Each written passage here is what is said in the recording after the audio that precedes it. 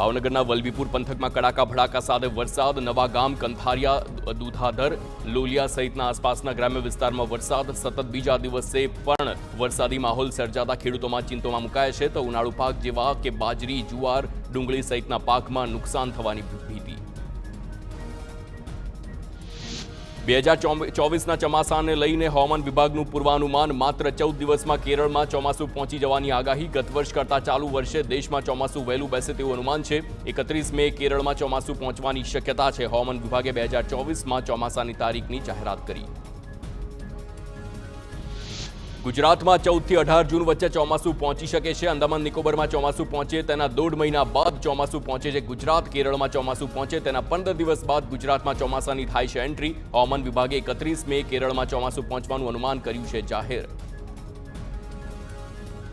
તો ગુજરાતના ખેડૂતો માટે પણ હવામાન વિભાગે આપ્યા છે સારા સમાચાર આ વખતે ચોમાસું ખેતી માટે ખૂબ જ સારું રહે તેવું અનુમાન છે ગુજરાતમાં સામાન્ય કરતાં વધુ વરસાદની હવામાન વિભાગની આગાહી છે સરેરાશ 104 થી 110% સુધી વરસાદ રહી શકે છે તો દેશમાં સરેરાશ 106% વરસાદ વરસવાની શક્યતા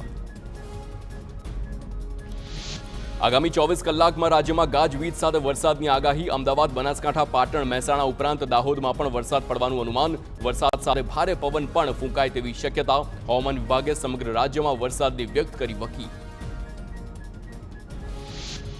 વરસાદી માહોલ વચ્ચે હવામાન વિભાગની ચિંતાજનક આગાહી રાજ્યના 5 જિલ્લાઓને કરવો પડશે હીટ વેવનો સામનો આગામી 3 દિવસ ભીષણ ગરમી પડવાનું અનુમાન ભાવનગર પોરબંદર સુરત વલસાડ અને કચ્છમાં હીટ વેવ પડવાની શક્યતા